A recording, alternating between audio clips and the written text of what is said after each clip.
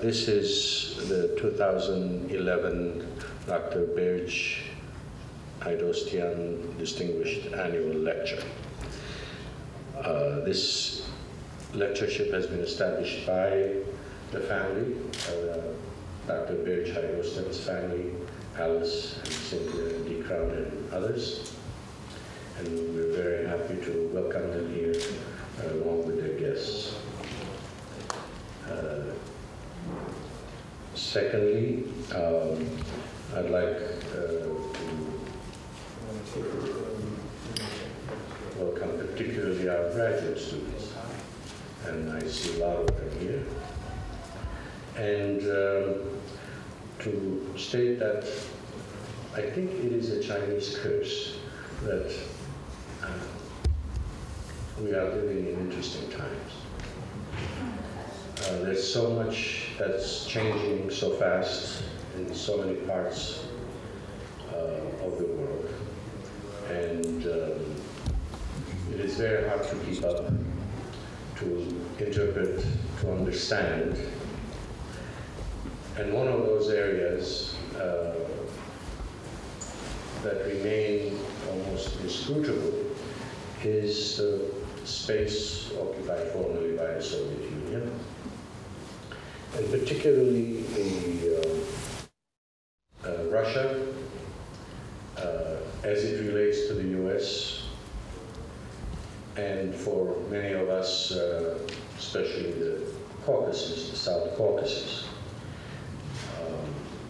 The more we think we understand, the more we are surprised, and in the context of things that are happening in the Middle East nowadays, in North Africa, they are even more difficult to create a context within which to understand.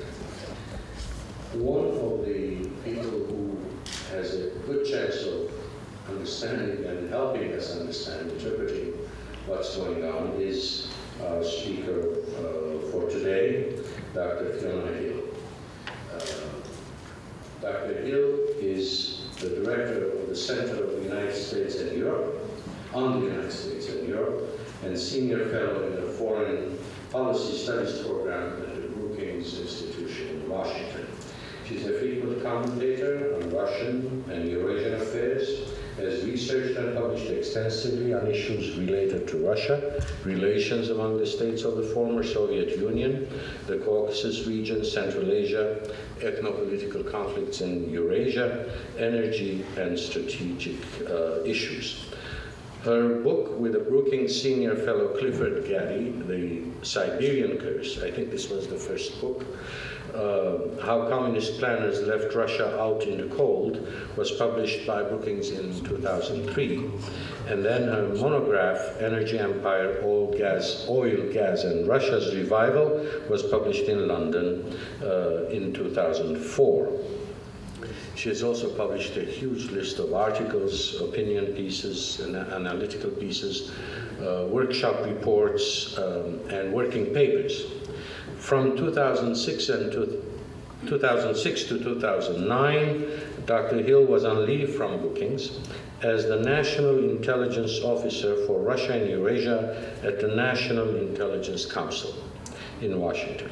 Prior to joining Brookings, she was Director of the Strategic Planning at the Eurasia Foundation in Washington again, and from 91 to 99, she held a number of positions directing technical assistance and research projects at Harvard University's John F. Kennedy School of Government.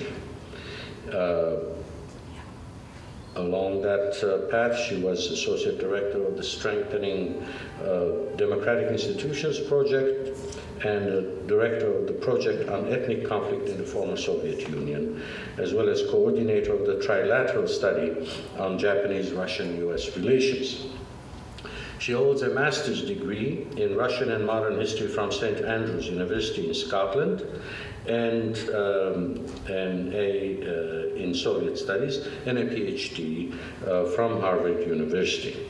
She has also pursued studies at the Maurice Thorez Institute of Foreign Languages in Moscow, and is president of the St. Andrews University American Foundation and a member of the Council on Foreign Relations. She has served and continues to serve on a number of advisory boards, working groups, and editorial boards. She has traveled extensively throughout the world, and today we are pleased that she has agreed to come and talk to us on looking beyond the reset, US-Russia relations and their implications for the Caucasus. Please join me in welcoming Dr. Fiona Hill.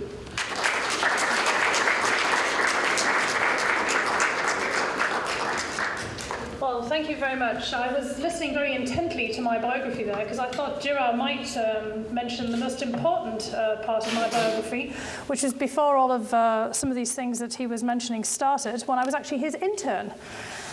This is a while ago, about 21 years ago, when I was a graduate student at Harvard University. I just arrived from, actually I'd been in the Soviet Union then, and I just arrived from the UK. And I was starting my first big graduate paper on Armenia. And I was recommended to go to the Zorin Institute in Cambridge and look up a gentleman named Gerard Liberidian, who was busy archiving, putting together one of the first, most comprehensive archives on Armenia and Armenian history and on Karabakh. And I went along, and there I met Gerard, and the rest is history. And I got a great paper out of it, and also made a very long-standing friend and colleague. And just after this, talking about historical developments, Gerard was named and asked to become the advisor to the first president of independent Armenia, Levon Ter-Petrosyan. And I felt very honored to have been his intern just in the run-up to this. So here we are 20 years later, and Gerard has invited me, ironically, to come and give this lecture, and I'm deeply honored by that, and just really pleased to see after these 2 decades that the world is very small. And once you make a very good contact, it stays that way. And now I'm very delighted to be here for the Haidostian annual lecture. We've just had a lovely dinner where I've been sitting next to Mrs. Haidostian, and I've discovered I have so many connections with it. Indeed, the world is very small. We said we met as strangers this evening, and once you start to talk, I'm sure everyone in the room, we've all got a connection somewhere. So anyway, it's great to be here at Michigan and amongst so many friends and colleagues. So thank you very much.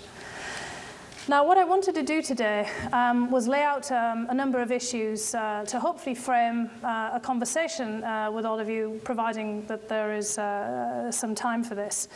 As Gerard has said, I'm going to look at beyond the reset, the famous, I don't want to say infamous, but anyway, the new phase in US-Russian relations that has started with the Obama administration has been the subject of a great deal of discussion in so many places. So first of all, I'm going to talk about the US-Russian relationship, and then I want to move to talk about some developments in Russia itself that I think we need to be aware of, and which really have a larger impact on Russia's domestic decision-making as well as on its foreign policy.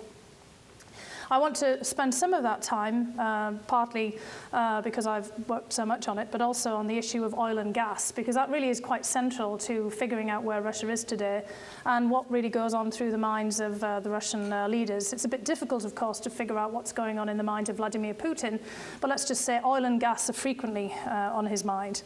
And then once I've given this overview, I'd like to move on to how the Caucasus and Armenia fits into all of this, and also into current US foreign policy.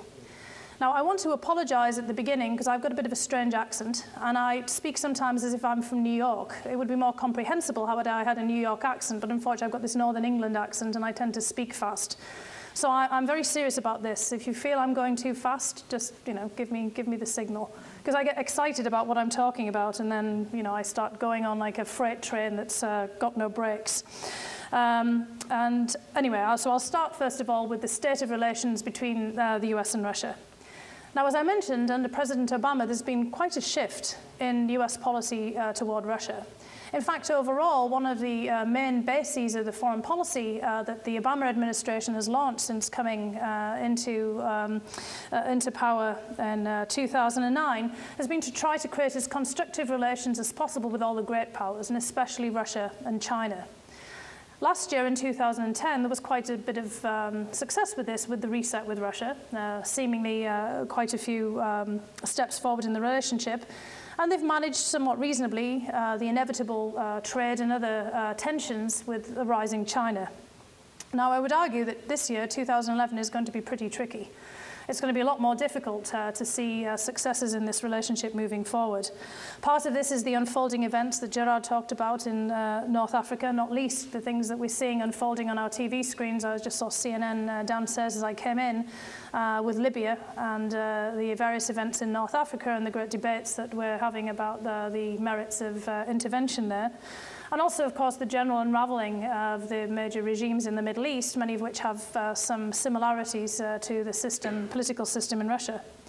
And also next year, 2012, is going to be a momentous year. It's not just a presidential election here in the United States, it's also theoretically a presidential election in Russia.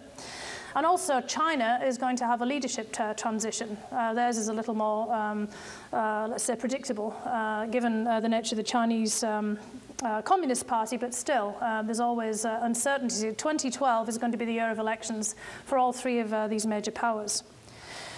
Now, as I said, there's been some real improvements in US-Russian relationship over the last couple of years. Certainly, the relationship is a lot better than it was in August 2008. And I know we have a colleague here from Georgia, when the relationship probably hit its lowest point with the war between Russia and Georgia, which certainly in the Caucasus and in Moscow, not here in the United States, but was certainly in the Caucasus and Moscow, was seen as a proxy war between Russia and NATO and the United States.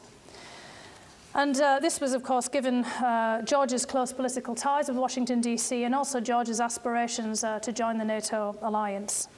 So when President Obama came into power in the year after the war with Georgia, he began, in fact, his foreign policy agenda with establishing a new relationship with Russia to take off the edge of confrontation and called it the reset. Now, one of the main reasons for doing this was not simply just to improve the relationship between Russia and the United States. It was also to gain Russia's cooperation on a number of other issues of strategic importance to the United States. Iran and dealing with the non-proliferation challenge of Iran, Afghanistan, and trying to find new ways of bringing strategic goods and equipment into Afghanistan. And also arms control. The president has a much broader agenda of non-proliferation, aiming ultimately towards a world without nuclear weapons, of course, a long time in the future.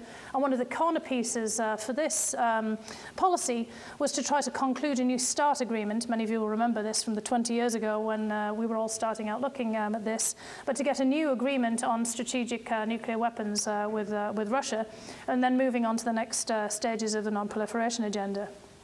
Now, so far, Russia has played along with this reset policy.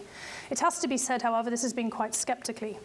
Because if you read the Russian press and you talk to Russian officials, from their perspective, reset, they've pretty much figured out that this is because Russia is a means to another end. And the Russian perception is that once the US achieves its goals on all these other issues of Iran, Afghanistan, and non-proliferation, that they will turn away from Russia and try to ignore it, as indeed was the pattern at the beginning of the Bush administration back in 2000. Russia also feels, although we would not, I think, agree with this from the perspective of the United States, that the results have been highly asymmetric and much more in the United States' favor than they have been in Russia's favor. The United States, from the Moscow perspective, has gained while Russia has sacrificed. Now, we might ask, well, why has it sacrificed? And the Russians would point, at least most recently, to the fact that they've foregone selling missiles to Iran, which, of course, we're all quite thrilled about. But this means that this has been a great loss of revenue to the Russians' armaments industry, which is one of their most important export opportunities. So what we're seeing now as we move into 2011 is that Russia is beginning to demand more balance from its perspective in the reset. Russian President Medvedev has designated the economic arena as the area that they would like to see new offers from the United States, some kind of quid pro quo for Russia's concessions up to date, and they would like to see more United States investment in Russia, especially in the project of modernization that Medvedev launched also last year. And now that the New START treaty has been negotiated and unratified, the attention for the next phase of the reset has really focused on US support for bringing Russia into the WTO, into the World Trade Organization, and also trying to get the US Congress to repeal the Jackson-Vanik restrictions on trade with Russia. Again, something that's been on the statute books for a long time. There's also the issue of ironing out differences between Russia and the United States on missile defense, another part of the strategic nuclear discussions. But it's really the economic arena where Russia would like the most emphasis right now. And when Vice President Joe Biden was in Moscow in the last week, that was really the focal point of his discussions there. He was at the American Chamber of Commerce trying to drum up US investment support, and also making a number of presentations in other similar settings. The problem here, as we picking up on the theme of moving beyond this first set of reset, is that there's not much of substance that the United States can offer when we move into the economic arena. The problem is that the stakes in the Russian-American trade relationship are pretty marginal. Just to give you a fun fact here, if you ever want to bring this out at a dinner party the next time you're there, the size of trade between Russia and the United States is the same as US trade with the Dominican Republic. That's actually kind of fairly shocking. I'm not even sure what we purchase from the Dominican Republic, but in any case, I'm sure we can think of things if we sit here for long enough. And of all of this trade, oil is the predominant share. And of the non-oil imports, Russia's share in US exports is it's less than 0.5%. And by contrast, China is about 20% of all of US imports. You can really see the discrepancy here. So one way or another, the main driver of the US-Russian relationship just comes right back again to security issues. The nuclear arsenal, we can hardly really ignore Russia on that plane.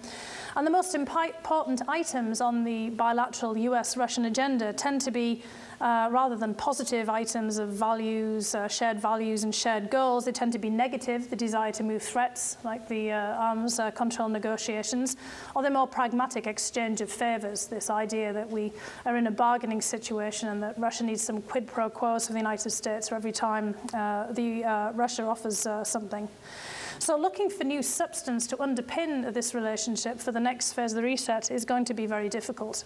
And this is all against a backdrop of really where the power relationship between the United States and Russia is really shifting. And in fact, power globally is shifting. And we're all very well aware that Europe is no longer the focus of attention, and that really attention is now shifting to the Asia-Pacific. And of course, with the Middle East in the meantime, really garnering a lot of attention as well.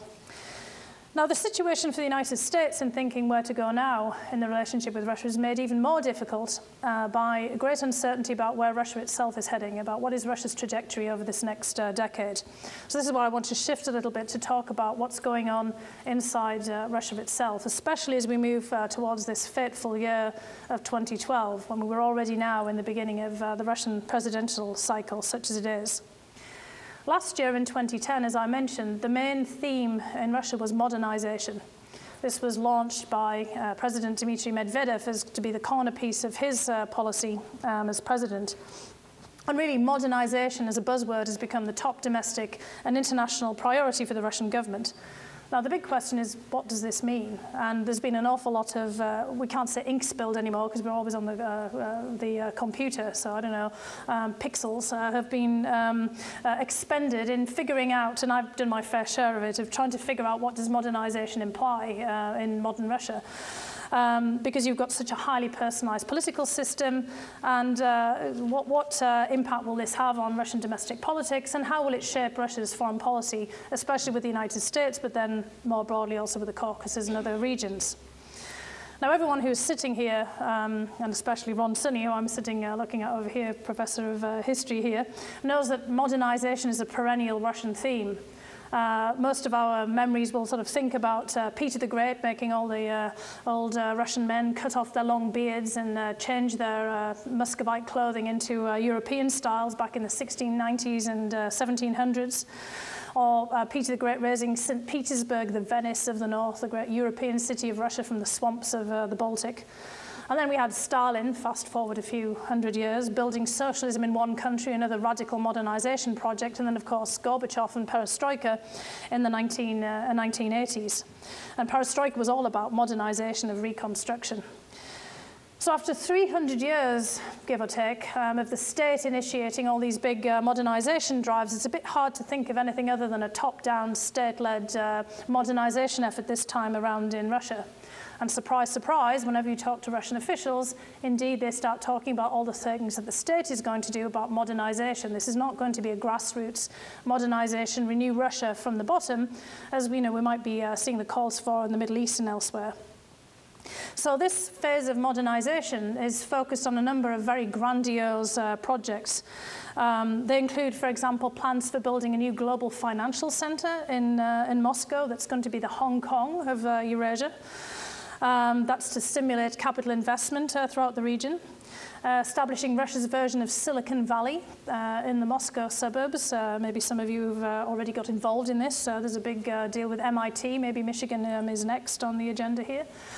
It's improving road construction, which is quite prosaic, but anybody who's driven on the Moscow roads, it's much worse than the potholes, even on the road from the airport that I've come here, though I was almost swallowed by a pothole on my route to the airport in DC, so we can't complain.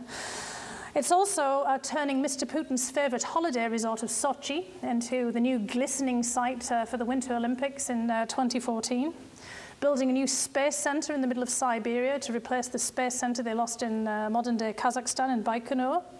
Constructing a huge tourist complex out in Vladivostok, the San Francisco of the Russian Far East, to take advantage of the new rising dynamism of the Asia-Pacific, and also because Russia is going to host, also in 2012, the APEC summit, the Asia-Pacific Economic Cooperation Summit. And also there's huge plans to redevelop Siberia and the Russian Far East. They never read my book, Gerard, about the bad idea that this was. There's even plans at some point to move the capital of Moscow out to Tomsk or Omsk, which doesn't sound particularly appealing. But there's all kinds of grandiose schemes afoot here, really, to try to revamp the whole of the country. Now, the impetus behind many of these projects has come from a series of high-profile infrastructure crises over the last few years. Back in 2009, there was a huge explosion at one of the biggest hydropower stations in Siberia. You can catch it on YouTube if you didn't see it the first time around, and it's pretty devastating. Cut down the entire electrical grid for huge swathes of Russia. And then last year, there was the terrible peat bog fires, which brought all of Moscow to a standstill for weeks on end. And generally in Russia now, the antiquated, inadequate power generation, roads and other infrastructure, basic public services, and also the education sectors are seen as the real impediments for Russia continuing to move forward in the next decade. Now, many observers of Russia, both inside and out, have basically concluded, however, that just fixing the infrastructure isn't enough. That if they're going to be really serious about modernization, then they also need to overhaul the state itself and to really fix the institutions and try to encourage more individual initiative, not just this state-led, top-down reform that they've had for 300 years. What's modern about that? The problem, however, when you talk to Russian officials again, who are really enthused with these large-scale projects, is that they may admit that the roads need fixing and that various other things need to be overhauled, but they don't see any problem with the political system at all. And now that may be the elite consensus, but this is where the real dangers are for the United States, especially as we're talking now against this backdrop of all the upheaval in the Middle East and North Africa. Because in actual fact, the Russian political system is itself inherently unstable because of its very narrow base. And it really creates a lot of problems for the United States in crafting effective policy towards the country, because they're always trying to figure out what's going to happen next in Russia and who, in fact, do we deal with. Because as I said, political power in Russia, it's not just a narrow base, it's highly concentrated. And in fact, a very small number of people, perhaps even only 20 or 30, which is really quite absurd when one thinks about the huge size and nature of Russia today, make all the key decisions. And within that group of 20 to 30, there's a very tight inner circle of an even smaller number of about half a dozen people who have worked together for 20 years, beginning first in St. Petersburg and then moving to Moscow around Vladimir Putin, who really make all of the top decisions. And Vladimir Putin, who's the clear leader of this very tight inner circle, either as president before and now as prime minister, has been really in charge of Russia for pretty much all of this past decade. Now, Putin, as the Prime Minister, has a number of key functions, even having switched from being the President. He has control over the security services, over the police, over all of the regional executives, the governors of all of Russia's different regions, and over the media. But the main key role, getting back to what I said I was going to focus on at the beginning, has been his control over the oil and gas sectors of Russia, which are the key sources of Russia's wealth, the two pillars of its economy. And every key decision regarding the oil and gas sector is vetted by Putin personally. Now, if you don't believe me, all you have to do is watch Russian TV and see Putin meeting endlessly with the various heads of oil and gas companies or of the different ministries in the different sectors. And again, if you go to his website, which is very well maintained at the Prime Minister of Russia, you will see just this endless list of Putin's meetings. They're all done very publicly, again, to send this signal that he is really in charge of these vital sectors. And the largest state-owned corporations are all in the hands of loyal associates, many of them, in fact, government ministers. And the so-called oligarchs of the 1990s who, from the Russian perspective, were running rampant and doing their own thing in politics and business, are now very much, again, under the scrutiny of President Putin, again, with these highly orchestrated meetings with all of them that are on Russian television. Furthermore, the stability of Russia, so the confidence in the regime, is really based on Putin himself personally. And if you look at Russian political opinion polls, and in fact, any of the other indices that we can see, is that the legitimacy for the current government really comes from Putin himself and not from the legitimacy of state institutions. And Putin is actually very popular. Although his popularity sometimes vacillates a little, it's in the upper 60s to 70%, which would be fantastic for any other global politician. The government, however, is not very popular at all. In fact, in the recent regional elections for the main ruling party, United Russia, that Putin is technically the head of, in many of the regions, they didn't get above 50%. In some cases, it was in the 40s. So you can see then, again, it's all down to Putin himself and his own personal popularity. And this popularity, actually, in many respects, is justified from the point of view of Russia and the Russian public. Putin's given great credit for having restored Russia's international image and also domestic order, and in fact the economy, after the humiliations and setbacks of the 1990s. And while there's no serious organized political opposition to Putin inside Russia, the problem, however, here is that in spite of all this credit that he's been given, as I mentioned, the government itself isn't all that popular. There are now quite a few signs of growing frustration and dissatisfaction with the way that the country is being run. And you can really see this also among the younger generation. And what we've seen over the last several weeks is that the events in the Middle East, and especially in Egypt, which has a lot of similarities to the situation in Russia, the government has become very rattled. And although Russia hasn't seen the kind of protests that we've seen in Yerevan, for example, the Russian government has been extraordinarily quick to basically sweep everyone up off the streets if there's even the smallest sense of a protest. Because what they've seen from the Middle East and from North Africa is that you don't need any serious political opposition on this to get people on the street if they're angry enough. And that certainly having all of your legitimacy in one man can make the system turn very quickly.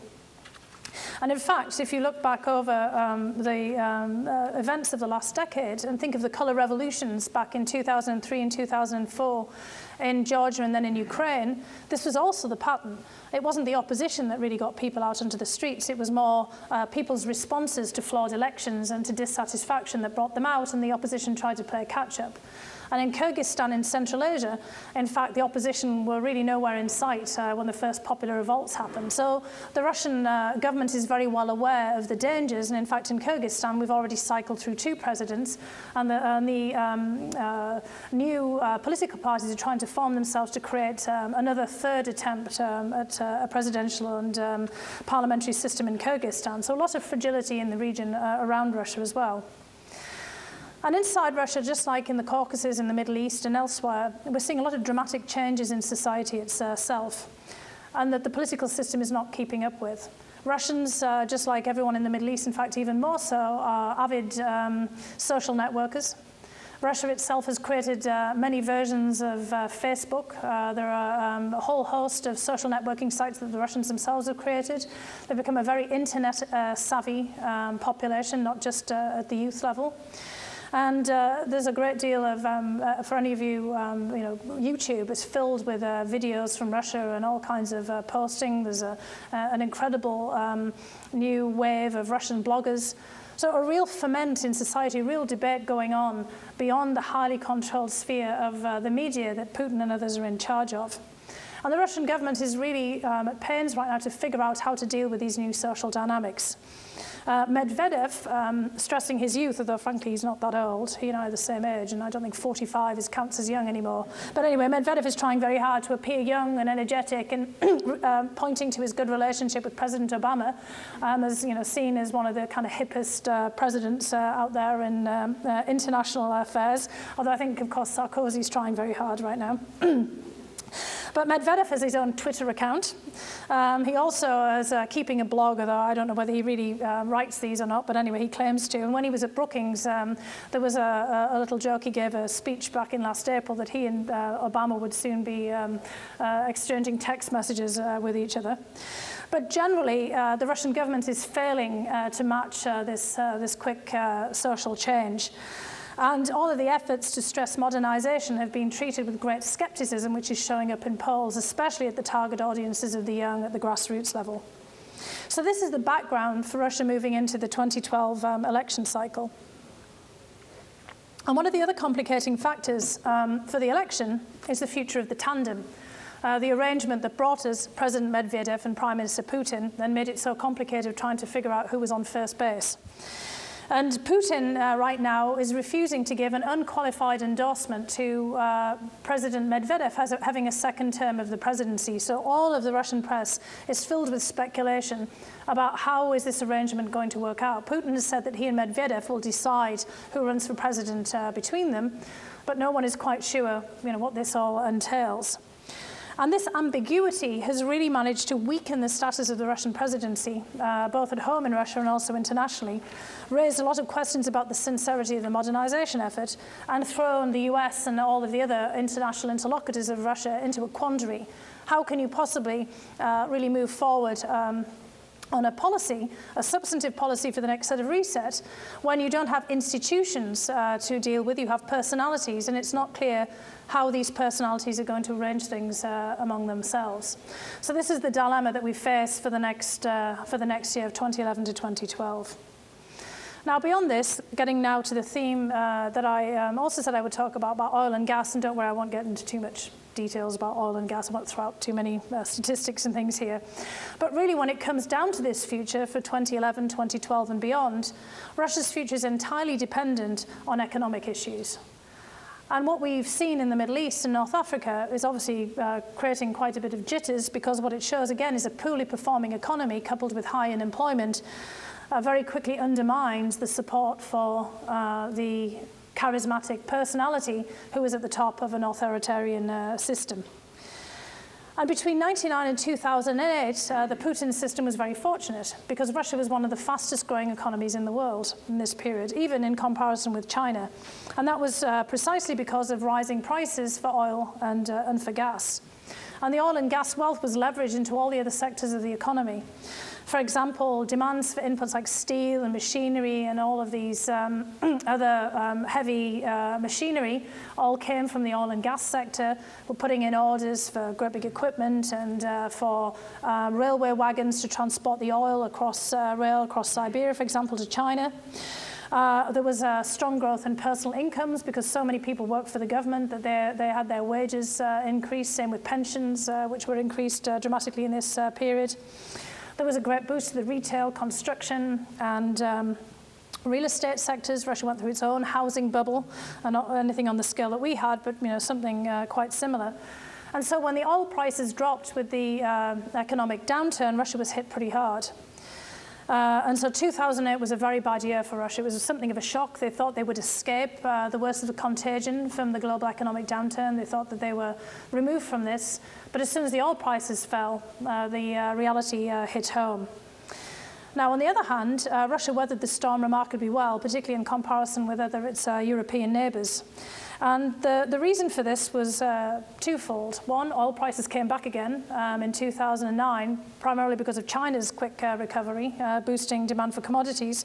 And also, in that same period, from 2000 to 2008, the Russians had been remarkably fiscally prudent, which is something, quite remarkable that they managed to pull off here. Because one of the lessons that Putin and the people around him learned from the Soviet period was that you could very easily lose your ability to influence your own destiny on the global stage if you fell heavily into debt, something, of course, that we're now grappling with. Because in the late Soviet period, the Soviet Union mismanaged its finances rather poorly. The Russian economy was then also tied to the Soviet economy very closely to oil and gas. It went through boom and bust cycles. In the 1980s, when oil prices really fell dramatically, the Soviet government borrowed very heavily from abroad and eventually was so heavily in debt to global financial institutions and to other governments that it really was not able to determine things itself. And many of us will remember back in the 1990s how much the IMF and the World Bank had influence on Russian political decision-making. And so Putin made it a priority in 2000 when he came in to, first of all, pay off all of the government debt, which he actually did. I mean, they reduced their debt by a phenomenal amount in this period. And also to build up reserves for the future. Russia, by 2008, had the third largest foreign reserves in the world. And so Russia was able to weather the storms of the economic downturn, which boosted, again, the legitimacy of the Putin system in the eyes of the public. Now the problem is, where do oil prices go from here? Now, right now, it looks like oil prices are going to, at least not if they're going to keep on going up stratospherically, they're going to stay at a pretty high level for some time with all the instability in the Middle East. And if that's the case, then Russia might look towards 4% growth. If oil prices fall and then, taper off entirely, the situation looks a lot worse from Russia's perspective, even though it might look good in terms of growth for where the United States might think it would be. But the problem for Russia is that for the last 10 years, they were having an annual growth of 7%, which is really a very high rate. And so the question is, will this be enough if they're only at 4% or they go down to 1 or 2%? I mean, the United States would all be thrilled. But in Russia, expectations have been mounting for the continued success in the economy. And this is, again, how Putin's popularity has been tied into that. It's just like my accident there with the microphone. The Russian government may find, in fact, that things aren't going to turn out as they expected. And so there's a great deal of concern about whether they're going to keep meeting these expectations. And also, the problem will be that there certainly won't be sufficient money to turn around all of these infrastructure deficiencies that the Russian government's facing. The fact remains that the Russian government really does need to embark on a really serious modernization campaign, but serious modernization means radical reform, and that means instability. And this is not what this Russian government is in favor of.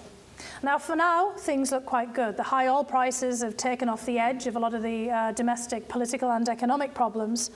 But the big problem from now on is whether the oil sector will keep on performing. Because the oil sector in Russia, since the 1980s, has also been going on a bit of a roller coaster that mirrors the booms and bust cycles in the oil industry overall. Russia was very lucky in the mid-1990s that they were able to open up the economy and bring in a good deal of international expertise for further developing the oil sector. And of course, when higher world oil prices came along in the late, 99, 2000 onwards, they were able to raise more money for investment in the oil sector. But now the problem that the Russian government faces is that a lot of the oil fields that they were developed in the Soviet period are now depleting. And the question is, where is investment going to come to keep these oil fields producing, and also where they're going to be able to find investment for bringing new fields out in the more remote areas of Siberia and the Russian Arctic into production. Now, this is why the Russian government has recently signed a big deal with BP, for example, to try to push things forward. Now, in the gas sector, which is extremely important for Russia's domestic economy, there are even more problems than in oil. Because Europe, which is the main consumer of Russian gas, has had a serious decline in demand with the economic crisis. There's also now out here in the United States and in the Midwest and on the East Coast, the whole shale revolution, shale gas. This may not be very popular in some of the areas where shale gas is being developed here in the United States, but it has just completely transformed the whole perspective of the international gas sector. And the Russians are now very nervous, because this means there's going to be a lot more gas, unconventional gas, on global markets. There's also a huge increase in liquefied natural gas of LNG, which is now going to start competing with Russian gas in Europe. So basically, Russia is finding a much more competitive environment than it was bargaining for, and it certainly looked like it was going to be getting into about 10 years ago. And Russia had made a number of mistakes over the last decade of thinking that there was going to be increasing demand for a long time out for Europe and China and elsewhere for Russian gas, and starting to buy up gas in Central Asia and really try to squeeze other gas supplies out of the market, and has now actually found itself in a completely different predicament where there's actually too much gas on global markets, which is really taking away Russia's competitive edge. Now, there's a hope on the Russian side in looking at the tragedy in Japan and the great catastrophe in Japan's nuclear industry, that this will turn things around, that the Japanese and others will start looking to gas again. But frankly, this is also going to have a very negative effect on Russia's nuclear energy industry, which the government has also been trying to push forward as part of its modernization plan to try to move away from oil and gas. So the basic point of all of this is the world's unpredictable. Things happen that you're not planning on, and the Russian government is going to be always subject to this volatility in global energy markets, no matter where this may come from. So moving along now, having laid all of this out on the US side, US-Russia, and also the Russian domestic situation, the economy, I want to talk a little bit about where the Caucasus and Armenia fit into all of this. And I will explain why I've spent so much time talking about oil and gas. And I'm sorry my voice is going now. Obviously need a little bit of oil lubrication here too. That'll teach me for talking too much. Anyway, so as I pointed out, Russia is facing a number of immediate and near-term challenges, and one way or another, all of these cast a shadow over the Caucasus. Because most analysts have concluded from looking at the history of the last several years that in spite of all of this drive for modernization, Russia's really going to have a very hard time really shifting the economy away from its reliance on oil and gas. And what we're likely to see is that Russia is going to try to turn or keep on turning oil and gas where it really has more of an advantage than in any other sector, more to its advantage to try to maintain its regional and global influence, and increasingly in non-economic and non-commercial ways. Over the last decade, it's become very clear, and the war in Georgia really confirmed this, that Russia's #1 foreign policy priority remains keeping its preeminence in the region of the former Soviet Union, and also to some degree the former Soviet bloc overall. And the Russian government has repeatedly referred to the countries of the former Soviet Union and also to many of the Eastern Europe and the former Soviet bloc as its area of privileged interests. The Caucasus is clearly an integral part of this. And what we've seen, particularly in the last several years before the reset, that Russia's been highly skeptical of US intentions in the region, and there's been constant tension in the relations between the US and Russia, most specifically focused in on this immediate neighborhood. Of course, these tensions were at their highest during 2008 in the war with Georgia, and especially increased with Russia's recognition of the independence of Georgia's separatist regions of Abkhazia and South Ossetia. And frankly, none of these tensions have really receded in spite of the reset. Now, in terms of Russia's policy in the immediate neighborhood, what we see here is it's very much affected by the degree to which its neighbors pursue policies that Russia itself, that Moscow perceives as being somehow threatening to Russia's national security interests, especially on military and energy matters.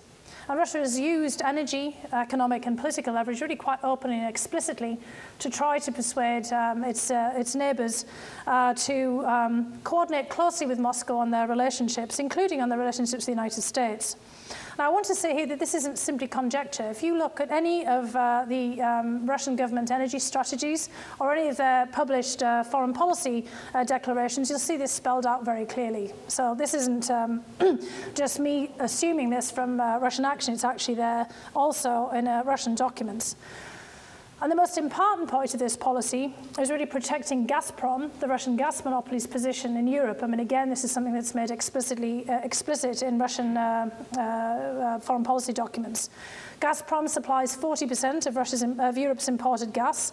80% of Russia's gas exports go to Europe. And basically, this has become the #1 imperative over the last several years of maintaining, as much as it possibly can, Gazprom's market share. Now, as I've mentioned, Russia's position in Europe and the gas sector has weakened because of all of these shifts, with Europe's demand shrinking, the economic crisis, and also Russia has seen China actively expand its footprint in Central Asia, the area where Russia thought it really had the upper hand in the 2000s. China has really moved very actively and aggressively over the last 3 or 4 years to become one of the major players in the gas sector. And China itself is much less interested in importing gas from Russia, as it seemed to be about 5 years ago. And really, Russia's finding itself with fewer options for really expanding its gas exports other than Europe. And so it's really trying to figure out here now, how can it deal more directly with European countries? So over the last couple of years, we've seen Russia moving quite aggressively to try to build alternative pipeline projects, to build pipelines directly to the main consumers in Europe, avoiding Poland and Ukraine and other transit countries, building gas pipelines across the Black Sea, including the Blue Stream pipeline to Turkey, and also thinking of other pipelines, all of which are competing with gas from places like Azerbaijan, moving from the Caspian across the Caucasus to Europe. Now, the other thing that I wanted to mention here, it's not just oil and gas, and this is something to bear in mind when we think about the Caucasus, because we've also seen Russia looking across the whole of the energy spectrum and trying to think about how it can enhance its advantage. I mentioned the nuclear industry. There's been a huge push, which Japan will have set back, unfortunately for Russia, to expand Russia's nuclear power sector. Russia was hoping, in fact, to build 7 new reactors in Turkey. They still say they're going to press ahead after a recent visit between Erdogan and Putin, but there's a big question mark as to whether that's going to be the case. But what we've also seen is Russian companies over the last several years have acquired a whole host of other assets related to energy, refineries, storage facilities, ports for the export of oil and gas. And they've also expanded into regional electricity markets. And this has really taken advantage of the abundance of raw materials for power generation in Russia, and also the extensive Soviet-era network of power plants, electricity transmission lines. And this is where the Caucasus has become a linchpin of this, because Russia now has really considerable ambitions to export electricity more broadly, including to Europe, so not just oil and gas.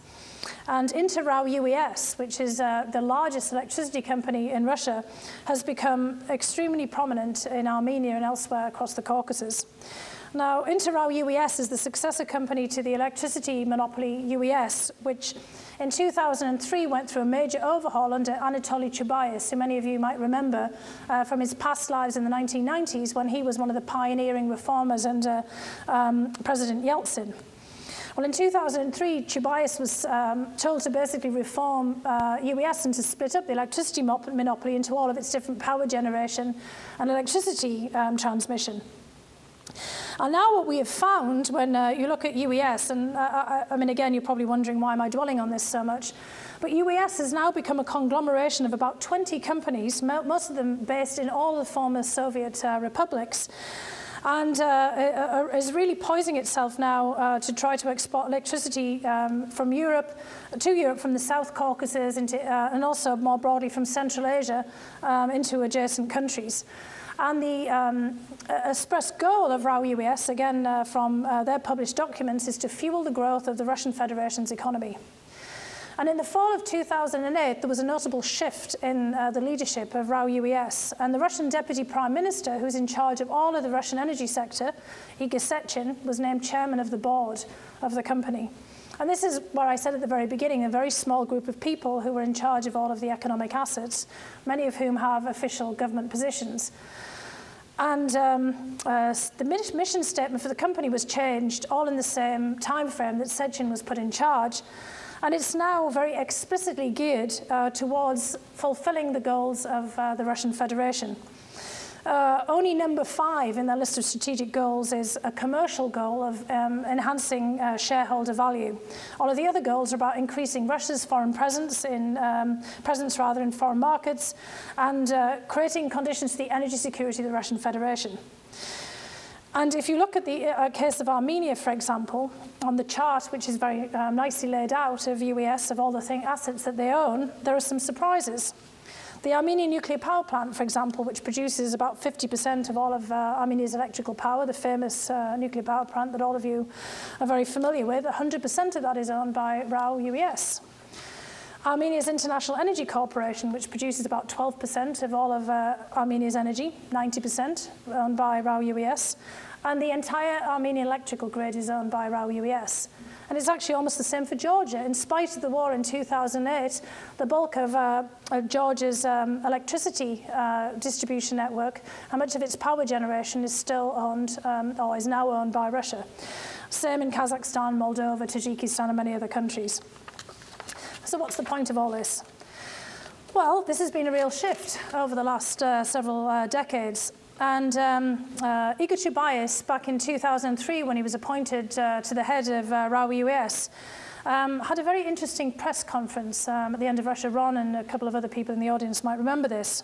It was actually a very famous press conference because Chubais, who was known as being really the leading liberal reformer in the 1990s, said that Russia's goal from here on forth was going to be to create a liberal empire. And by this he said that the future way that Russia would reassert its political power and influence, and he specifically singled out the Caucasus and Central Asia, would be by drawing on its economic clout, rather than on resorting to the deployment of military hard power as it had in the past. Well, maybe he didn't prefigure the war in Georgia in 2008, but the main point that he was making was that electricity, Gazprom and gas, Russian oil, rather than the Russian Red Army, were now going to be the penetrating forces of Russian influence in the neighborhood. And this is actually somewhat strange for historians thinking back to the history of the Soviet Union. Some of you who have studied Russian and Soviet history might remember that in the 1920s, Vladimir Lenin said that communism was Soviet power plus the electrification of the whole country. So I guess Chubais' liberal empire was really the electrification of the whole of Eurasia under RAO UES. So in any case, now Anatoly Chubais is in charge of the Russia Nanotechnology Corporation. He's no longer the head of UES. As I said, Igor Sechin is now chairman of the board. So I guess there are whole new areas of micro-influence that the Russian government can expand into. In any case, we're certainly just in a different arena now of Russian influence, and when we start thinking about the future role of Russia in the Caucasus and elsewhere, it's going to be in different forms than we'd really talked about it for most of the 1990s and beyond, when we were much more focused on conflicts and other issues. Now, another element that I want to point to here before getting a little bit to the issue of Russia and the United States and the Caucasus to wrap up here, is that the demographic changes in Russia that there's been a great deal of attention paid to over the last decade also have some serious implications for the Caucasus, but again in ways that we may not have thought about. Most of you are well aware that the Russian population has been undergoing what some have described a catastrophic decline. Russia's population is about 142 million now, and since 1993 it's been undergoing really a dramatic shrinking. Now, in actual fact, this decline tapered off in around 2007, and there was a small increase in population in 2009. But this hasn't really done very much to change the longer-term trajectory. And as of this year, the Russian labour force begins to decline by 1 million a year. That's just simply the fact of the long-term effects of this decline in the population and lower fertility rates in Russia. Now, for Russia, this is something of a quandary. In the past, when we think back to those mass modernizations, particularly of Stalin, it was always done through the mobilization of manpower in Russia on a vast scale, be it collectivization, the Gulag, creating the world's largest military in terms of manpower and a conventional force. And perhaps Russia doesn't need that kind of scale of manpower as it did in the past. If you think about the oil and gas sectors, which I've just described as being the linchpin to Russia's future, only about 1 or 2% of the population, or rather the workforce, are employed in that and the other commodity sector. But you do need a healthy and qualified, well-educated population if you're going to have a modern economy. And Russia has certainly realised that it can't maintain the military that it used to maintain before, and is now in the process of a radical reform of the military, which has put more attention back onto its nuclear strategic stockpile and onto the strategic forces, getting us back again to the security focus with the United States. But the main change that we've seen as a result of the demography is how it has shifted the population in Russia. And what we're going to see in this decade is a Russia that we haven't really seen before, because the demographic decline has not been even across the country. You've seen a vast decrease in population, even in the northwest of Russia, around St. Petersburg. I mean, the Urals, Siberia is fairly obvious. But you've seen a huge increase in population in two places. One is in Moscow, which may seem obvious, but the other is southern Russia, where the North Caucasus is, the most sensitive part of the Russian Federation, with an active insurgency. And this means that the Russia that we're going to see in this decade is a Russia that's concentrated in Moscow and then in the south around the Black Sea, around the area where they have the greatest neuralgia, close, of course, to the borders with Georgia, Armenia, and with Azerbaijan. And so a Russia that's really going to be focused on the problems that it faces in this very volatile region at a time when it was wanting to showcase its rise with the 2014 Sochi Olympics. So the crowded Caucasus for Russia is going to be one of the most difficult places for it as it thinks into this next decade. And really with the presidential election looming very shortly against the backdrop of increasing terrorist attacks in Moscow and elsewhere across the region, could in fact play a very negative role in the election as this proceeds. So this takes us onto a very different place as we think about the decade ahead, and where will the United States go in its policy towards Russia. Now, I just want to review just very quickly here, because I don't want to take up all of the time and leave some time for us to have a bit of a discussion. If we think about over the last 2 decades of US policy in the Caucasus, unfortunately it's tended to reinforce rather than change Russia's single-minded focus on energy in the region. If we think back to the 1990s, the time when Jira was most active in Armenia, all of the focus of the United States was on trying to promote energy independence. Of course, Armenia was somewhat lost in this larger policy, but the focus was on trying to create alternative export routes for Caspian Basin energy development to world markets to break Russia's monopoly on the region. There were occasional designs for creating conflict resolution through pipelines. Jack Maresca, the US ambassador to the OSCE, and the Minsk group had the idea of a pipeline for peace between Armenia and Azerbaijan. But one way or another, the US was also fixated on energy and oil. And for most of the 1990s and into the early 2000s, the focal point was the creation of the Baku-Tbilisi-Ceyhan BTC oil pipeline from the Caspian and Azerbaijan to Turkey. In the 2000s, this whole policy began to run out of steam. The Baku-Tbilisi-Ceyhan pipeline came into being between 2002 and 2005, and the focus shifted to gas. For gas, it was very difficult for the United States to try to push the kind of projects it had done in oil in the 1990s. Gas isn't the same fungible global product that oil is. The United States didn't have the market, clearly, for Caspian gas. This was all really focused on Europe, and the United States really couldn't push this policy along. And so the United States policy by the 2000s, the mid-2000s, started to shift again to an area where the United States wasn't perhaps in charge of the whole long-term agenda, and started to focus on getting the European Union more involved in the region, and in fact trying to encourage the EU to expand more quickly to the countries of the Caucasus. That was also obviously pretty difficult. The EU was not enthusiastic about this venture at all.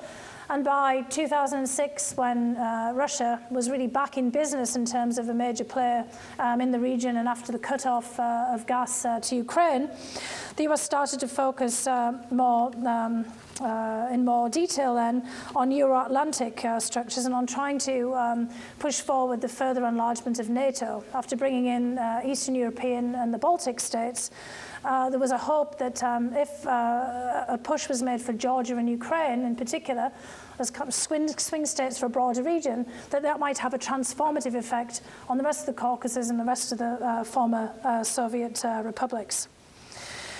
So from 2006 to 2008, really until the war in Georgia, we saw US policy focused very much on trying to transform the region by outreach through NATO, which really founded with the war in Georgia in 2008. And now we're looking at a situation where the US is looking for a new policy in the Caucasus, and one that can match the reset with Russia. At the very beginning of the Obama administration, pretty much at the same time that the reset was launched, as you are all aware, there was a real push to try to do something else transformative in the Caucasus and to try to foster reconciliation between Turkey and Armenia. Now, unfortunately, although this was seen as a potential regional game changer, the same way that it would have been if Georgia or Ukraine had had a membership action plan for NATO, realities in the region, a range of domestic and other international pressures, and the furious reaction of Azerbaijan sidelined that effort, and pretty much everyone accepts now that that's stalled. So where we are right now in 2011 is that the US is in search of a policy for the Caucasus, and is also trying to figure out what Russia's long-term intentions are. And I've skipped through what I had in a lot more detail about American policies. We can talk about that a bit more if you want to in the Q&A. But the US has really come to the realization that it doesn't really have much of a policy in the Caucasus. There are no new pipelines to build, like Baku-Tbilisi-Ceyhan. There's the Nabucco gas pipeline, but that's really not as inspiring as the BTC pipeline was. There's no EU or NATO membership on the table for the Caucasus or any other of the regional countries. The regional conflicts that Gerard and others have worked so hard to try to resolve in the last 2 decades have been bogged down in process, and resolution seems pretty remote. And as I said, Russia's long-term intentions seem somewhat unpredictable beyond their clear desire to really expand their economic influence very aggressively in the region.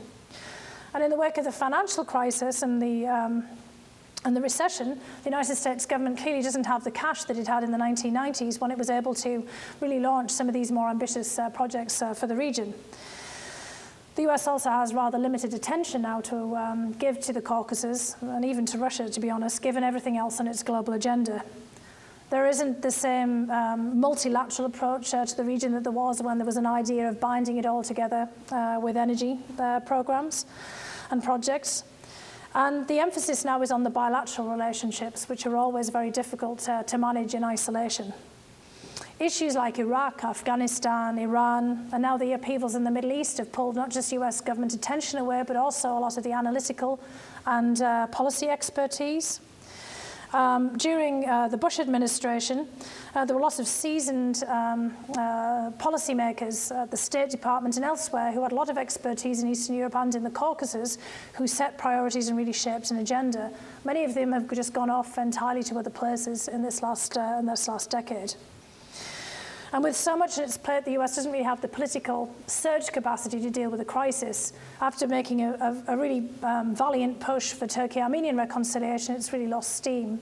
And as we saw with the crisis in Kyrgyzstan last summer, it's very difficult for the US to muster the resources to really address the kinds of problems that are going to arise there. The latest US idea is that the EU might be able to step up again to deal with its neighbourhood. The EU set up a partnership program, the Eastern Partnership Program in 2008-2009, that includes the Caucasus. But frankly, the European Union, I'm now the director of the Centre on the US and Europe, so unfortunately I know this only too well, also doesn't have the financial wherewithal or the personnel to really craft an effective policy in the Caucasus or more broadly. And the EU is now getting pushed, especially now that Britain and France are taking the lead in Libya with the military intervention there, to come up with an entirely new policy to the other parts of its neighbourhood in the Mediterranean. So we're really seeing here now a shift of focus entirely away from the region that we've all spent so much time looking at, and a big question about whether we'll have the wherewithal to be able to craft a new policy there. There do seem to be that there should be opportunities. The European Union is now faced with an energy security crisis because the alternatives to Russian energy in North Africa have been cut off. Libya was a major exporter of oil and gas, especially to Italy, but more broadly to Europe, which has raised a lot of questions about the future of European energy security. There are also even bigger questions, of course, about the future of Saudi Arabia and other of the Gulf states that are worrying not just to Europe, but more broadly. One would think that that would put the spotlight on Caspian energy again, and perhaps some of the projects that the United States tried to champion earlier. But it's more likely, of course, to put the spotlight back on Russia, given the fact that Russia still dominates all of the infrastructure. So we have an awful lot of challenges here. As I said, I could go on, but fortunately my voice is telling me that I need to stop to turn over to you a little more. But the fact that the United States has run out of steam and run out of ideas for the region gives a lot of openings for us here in the Academy, Michigan, the Armenian Studies program, and more broadly, to come up with ideas. So I'm hoping that in the course of the discussion we might have some, and then I can report back to DC and say, we've got the solution. Of course, that might not be very practical. I'm off to Brussels later in the week as well, so any ideas that we can have for our colleagues in the EU, I know would also be very gratefully accepted. But anyway, thank you for your patience for listening. Sorry about the scratchy voice that I've developed. And again, it's just a real honour to be here. And I know I've covered a lot of territory here, but this is such a well-informed audience. I'm really looking forward to hear some of your observations and thoughts on these topics as well. Thank you very much.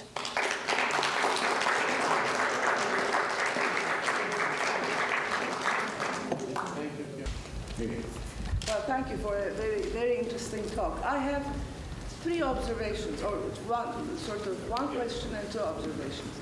The question deals with the very intriguing 20 Russian elites. I mean, you did mention that they were embedded in both political and economic contexts.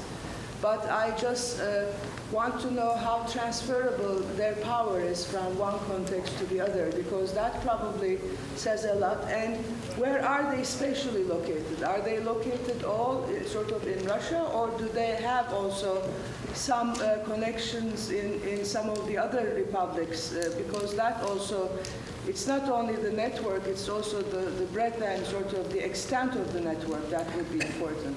So that I don't know about, so I'm totally ignorant. With respect to the other, I am surprised that when you are discussing these contexts, you are using the nation-state formation as the sort of the boundedness of these countries. So in a way, you know, Russia is sort of independent of the EU, is independent of the US, and I think if anything is going to happen, and this is the 3rd one, it will happen as people in one context or another start collaborating with each other across these divides. And that is probably why, I mean, the analysis, of course, when you focus on the economy and such, and politics, becomes state-driven. But it is not obviously civil society driven to the same degree. And if we presume change is going to come from civil society, then it would be very interesting to look at, for example, interactions between diasporic populations with their countries of origin, or of different countries with each other through the civil societal organizations. So I wondered what you thought about that. Sorry for that. No, that's a great point. In fact, I often give a completely different presentation from this one that touches in particular on that last point that you're making, because actually I agree with you entirely. I think that Russia is really changing, and part of this changing social dynamics I was talking about also involves the formation of diasporas and other interconnections.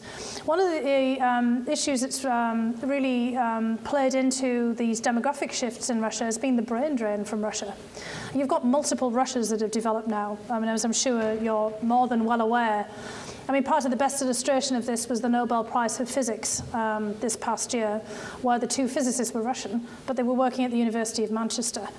And I think one of them was still a Russian citizen. One, I think, had got British or Dutch or some citizenship. But in any case, I mean, they were both Russians. And this is a phenomenon that the Russian government has really been grappling with. Because, I mean, I think that tension showed in my presentation here. There's a tension between, as you say, the state-based formation and the fact that in actual fact this state-based formation is run by non-state actors in many respects, these networks, these personal networks that have been formed by the group of people at the top.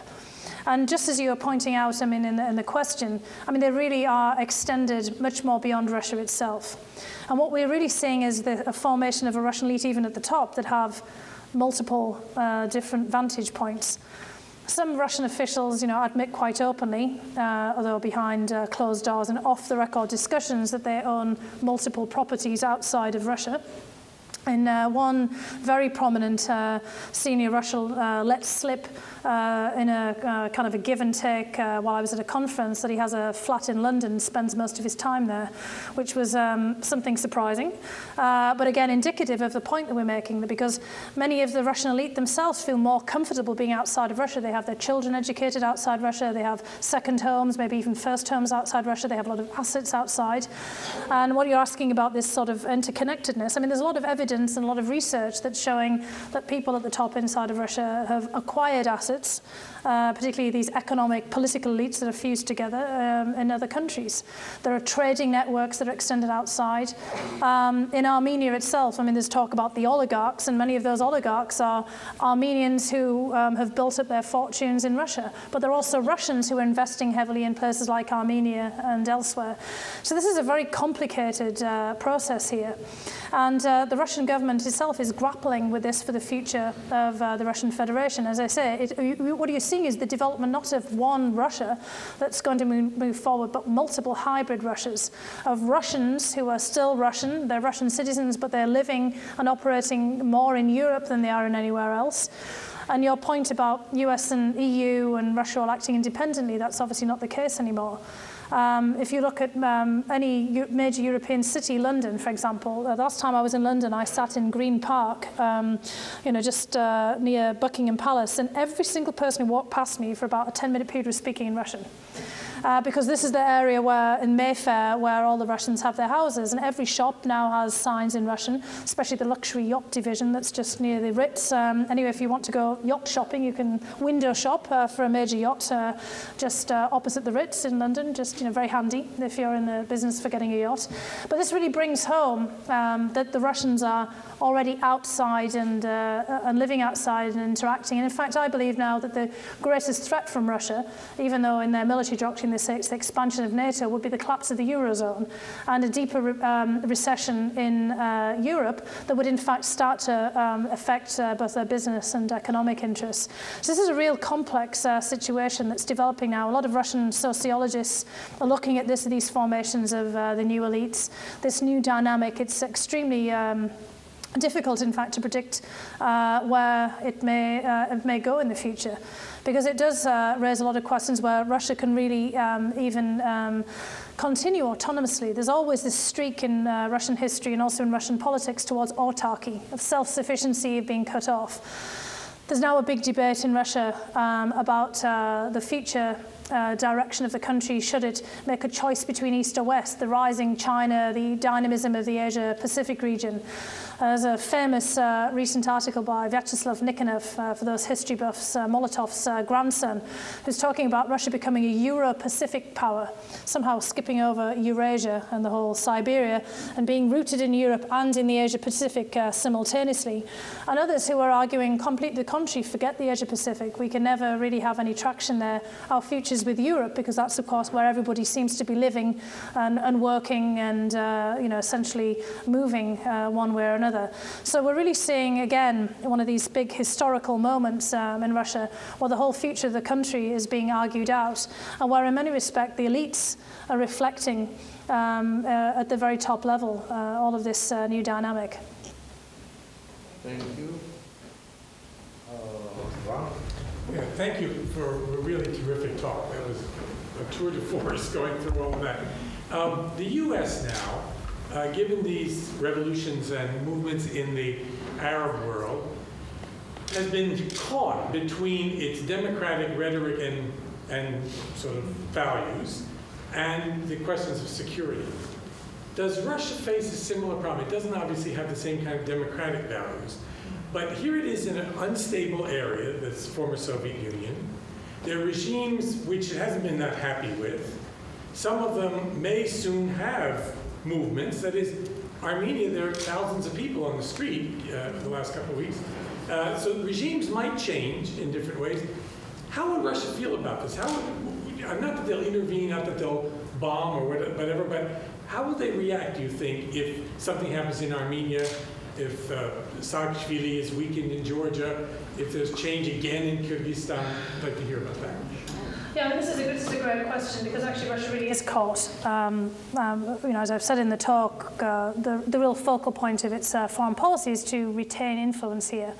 And mostly that's been through economic means, through all the kinds of means of influence I just described, with, of course, the very notable exception of still resorting to hard force against Saakashvili and Georgia in 2008, and continuing to do a bit of military muscle flexing and intimidation there. But what the Russians have also done is play with their media. And you mentioned Kyrgyzstan, and I think Doug Northrup is in the audience here, who works on Central Asia. And one of the instigating factors behind the last set of upheavals in Kyrgyzstan was the role of the Russian media. Bakiev, the last Kyrgyz president, was very unpopular in Moscow because he was also trying to play his own games and basically playing off the United States and Russia against each other of the issue of the Manasseh Air Base, among many other things, which is a key transit base of the United States for Afghanistan. And there was a whole series of programs in the Russian press basically asking a lot of questions in the TV, that is, about Bakiev, and spotlighting the corruption in the Bakiev family. And that actually played a role in the upheavals in Kyrgyzstan, because the Kyrgyz population was watching a lot of Russian TV. There's not a great deal of Kyrgyz TV going. What's notable is the new Kyrgyz government is trying to change the frequency for the Russian television to try to limit this. They cottoned onto this pretty quickly. Now, the Russians got more than they bargained for in Kyrgyzstan, because although they wanted to perhaps weaken Bakiev further and perhaps wrest some concessions out of him, I'm not entirely sure that they calculated that this would lead to his imminent demise, and that it would in fact spur off the horrible violence that we saw in Osh last summer. And then, of course, you remember that the Kyrgyz provisional government asked Russia to intervene, and they quickly stepped back from that one. Same in Belarus with Lukashenko. In the run-up to the elections in December, the Russian TV started showing a lot of programs about the corruption in Belarus and Lukashenko, who they've never really liked. But then they seemed to step back from perhaps wanting him to take a fall in the elections, opening up the possibility for Lukashenko to be able to basically beat back his own demonstrations and protests. The latest is Kazakhstan, which has elections on April 3rd. The Kazakhs have remarkable bad timing in choosing to have snap presidential elections. They called these after the OSCE summit in Astana, which they hosted, which was sort of a high point of their diplomacy and foreign policy. And oops, next thing, they have a revolt in Tunisia and Egypt, raising questions about the longevity of presidents in countries. And Nazarbayev was hoping for yet another presidential term. Now the Kazakhs are very nervous. And all of a sudden, there are programs on Russian TV raising questions about the Nazarbayev family and corruption in the family. Now, the speculation in Kazakhstan is, again, there's more interest in getting some concessions here. There's a lot of interest from Russian energy companies, the Russian railroads, about asset acquisition and privatizations, and a feeling that China's been getting too much of a, let's see, a sort of a advantageous position in the Kazakh economy. So the speculation among the pundits in Kazakhstan is that this is Russians sending a signal. But this is a real dilemma, because as we learned in Kyrgyzstan, you can overdo it, or you can have unintended consequences. So the Russians are caught by wanting to play the old game of divide and rule, or manipulate, try to get some little bit of influence here to remind the neighbouring countries and neighbouring leaders that they are the dominant power still in the neighbourhood. But in this day and age, and against the backdrop of what has happened in the Middle East, it's very difficult to play those games. And they can also have blowback. So, you know, just as the Russians are trying to manipulate and influence, and it's not exactly clear, you know, to what purposes, they're also incredibly paranoid now, judging by the press and all of the reports and the various blogs and things about someone else doing that to them. As many of you will be aware if you've watched Russia Today, my favourite channel, and also looked at some of the other Russian government websites and indeed speeches from people like Igor Sechin and others. He had an interview not long ago in the Wall Street Journal. They think we've done everything in the Middle East, the United States. If only we could be you know, so sophisticated and organized. As we all know, unfortunately, the United States is also playing catch-up with events in the Middle East. But the Russian government is convinced that for some purposes, and that we have not quite fully divined yet, the United States orchestrated all of this, and that there's a real risk that we might start doing the same in the 2012 elections. So this is a really delicate period where it does raise an awful lot of questions about the old means of influence, of using the media, of trying to exert political pressure on your neighbours to wrest concessions for foreign policy or economic policy goals, and how this in fact could really blow back. I mean, the United States knows this only too well, the risk of unintended consequences. So it'll be very interesting to see how the Russians continue to react on this as things unfold in Libya and elsewhere. And it's going to be a real challenge also for the United States in the relationship with Russia, of trying to dissuade the Russians from this kind of conduct, but also reassure the Russians that we're not trying to do it to them as well. So this is, again, a very difficult and delicate period that we're in. Just a few things from the personal experience. Libya is very important. I was an interpreter with Libyan students for quite a while. And I know 3 or 4 generations of young Russian men went to Libya to make careers in the military because it was a major consumer of Russian armaments, of Soviet armaments. Then managers, Russians were thick on the ground before the events started. It's really amazing that Russia voted, or rather abstained. So it means, I think, a very serious concession, because there's a lot of pressure, including Primakov and people, on siding with Gaddafi. And also this unusual Russian stance resulted in the split between Medvedev and Putin. Putin described the American and Western attacks on Libya as a crusade, and then he was disavowed by Medvedev actually publicly, indicating that Russia doesn't know exactly how to deal with this crisis, which is very unusual. Yesterday, the day before, the Berj, the Russian main program, gives basically a positive view of the rebels.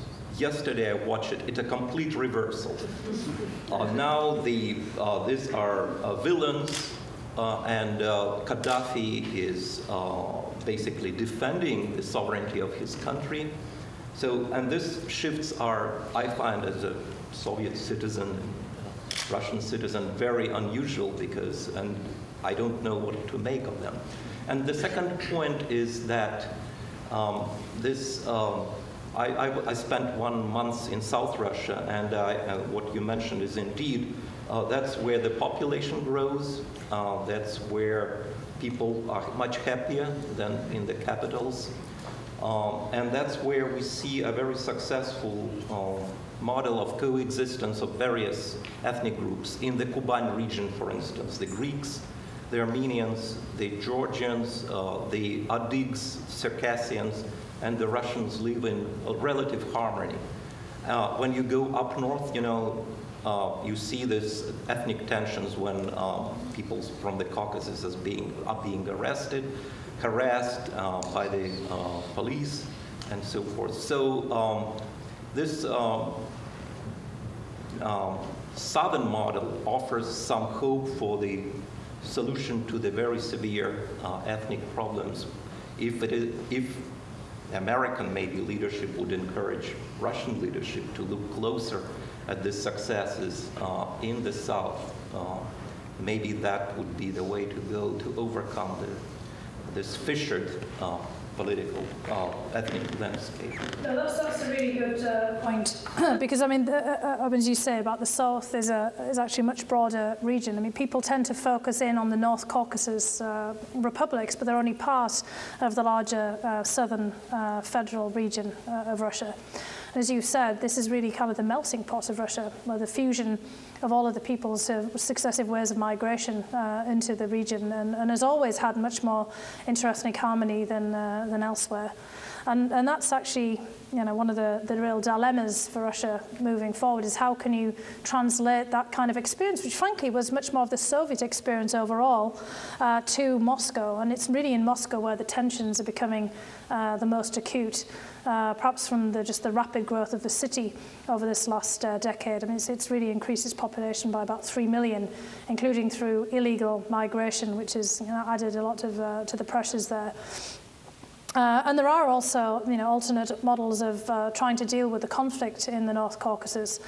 Ingushetia, one of the republics that I know that you know well, has actually been undergoing an experiment there with their president, Yunusbek Yakurov, over the last year or so, where they've really tried to do a different model of conflict resolution, which actually has made some progress. It just doesn't get any spotlight on it at all, either in Russia itself or more broadly, and has really been a much more enlightened approach to dealing with the region that could have prospects and promise for the North Caucasus more broadly. But these are very difficult issues, given the tension to other things to bring out into the open. So there are some pretty positive things that are happening there. Now, I think the issue that you said about Libya here is really important. I mean, for many people in Russia, I mean, one of the most seminal events, as you well know, was 1999 and the NATO bombing of Yugoslavia, which was a real shock to the Russians. And this, there's been the spectre of Yugoslavia raised again by Primakov and many others. This is another Yugoslavia of the US and NATO throwing their weight around and doing this over the heads of everyone else. But there's something really different about the period now. The US has been very reluctant, as I think the Russians have realized, to actually take the lead in Libya. This is much more of a larger coalition even than Yugoslavia was, in terms of there's a lot of pressure also from the region, from other Arab states, the Arab League, the UN, more broadly. This isn't just the sort of liberal intervention in Europe's backyard that the situation in Yugoslavia was. And I think that the Russians have been thrown into a real quandary by this, because a lot of their other allies have been more supportive of the developments in Libya. Now, clearly, the Chinese are not too thrilled by this prospect either, but they also took a similar stance. And I think what's different again here is the Obama administration's approach has been much more multilateral than really the Bush administration's approach was. The Russians didn't really like it in the last decade when the interventions have seemed to be a US-led intervention. This really isn't the case, and it's thrown them off. The Germans are key interlocutors with them. It seems, when you look back at the last time when Russia abstained in the UN Security Council was over Iran and the sanctions. Now, we all know that Russia was not thrilled at all about the prospect of Iran and the sanctions, and there's been a lot of credence being given to the reset, and that this was really the reason that Russia pushed forward this. In actual fact, it was more complex than that. Russia was really swayed by the fact that the Germans were even actually more forthright and even more aggressive about taking sanctions against Iran than the United States was. They were also swayed by the fact that all of their Arab allies also wanted action taken against Iran, and also Israel, which Russia has really transformed its relationship with over the last decade. A lot of lobbying of Russia to change its position on Iran. And so Libya is a similar situation. The world has changed.